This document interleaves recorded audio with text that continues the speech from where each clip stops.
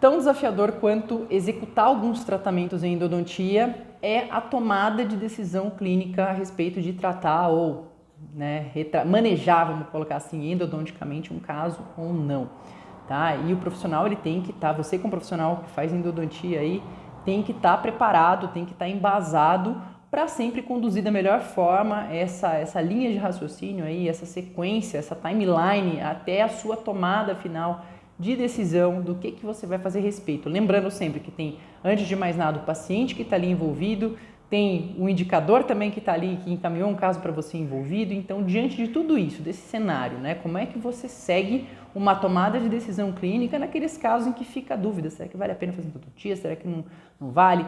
Vou passar aqui na sequência algumas variáveis para você que podem, espero, te ajudar nessa linha de raciocínio, nessa tomada de decisão, porque isso daqui é para começo de conversa, antes da gente começar a pensar, né, na execução do tratamento em si, na parte técnica em si, certo? Lógico que depois tem esse outro desafio que a gente fala aqui bastante, mas primeiro com relação à tomada de decisão. E aí, o que você considera? Vamos lá. Primeira coisa, ouça a história do caso, ouça o paciente falar a respeito daquele dente, não só a situação atual dele, caracterizar o que ele sente, o que não sente, mas a história, o que já foi feito nesse dente, o que já foi tentado, o que já foi tratado, ou o que ele já ouviu de outros profissionais. Então essa coleta dessa história do caso é muito importante. Anotei aqui algumas coisas, tá, para não esquecer.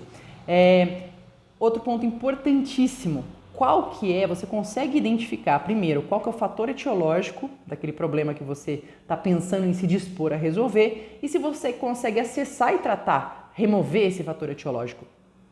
E se você consegue, a gente já vai para um outro ponto.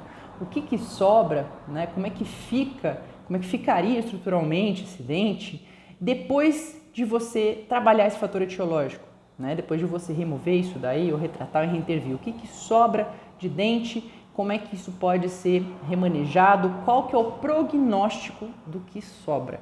Tá? De como ficaria o final desse tratamento que você quer propor e qual que é o prognóstico disso. Tá? Nessa hora você tem que saber, então, analisar quais são as variáveis que podem influenciar o prognóstico num caso como esse.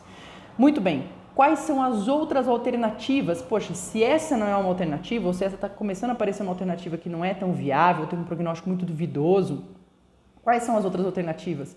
Tá? E você é o profissional que consegue avaliar bem essas outras alternativas ou você precisa trazer outros colegas de outras especialidades para a conversa para te ajudar a saber isso daí de uma forma melhor e mais assertiva para poder conversar com o paciente? E, logicamente, considerar qual que é o papel desse dente que você está se propondo a intervir, né, trazer uma solução para o paciente, qual que é o papel desse dente num planejamento mais geral. Então, é hora de você tirar o zoom, às vezes conversar com um profissional que te indicou, com um profissional reabilitador e ver qual que é o papel desse dente, qual que é a importância dele, quais são as considerações nesse sentido, então, de planejamento geral. E, sem sombra de dúvidas, fica aqui por último, mas não menos importante, qual que é a busca do seu paciente, tá certo? Então, são variáveis, acho que bem importantes de você considerar e de você ponderar, né, até chegar a uma tomada de decisão clínica e seguir numa timeline para chegar, sem sombra de dúvidas, aí, as ponderações bastante pertinentes para poder orientar tanto o seu paciente quanto também atender aí dentro de um planejamento já maior que normalmente é feito para esse paciente, o que melhor se encaixa, tá certo? Um grande abraço, um grande beijo e olha só, hoje é quinta-feira, 8h30 da noite,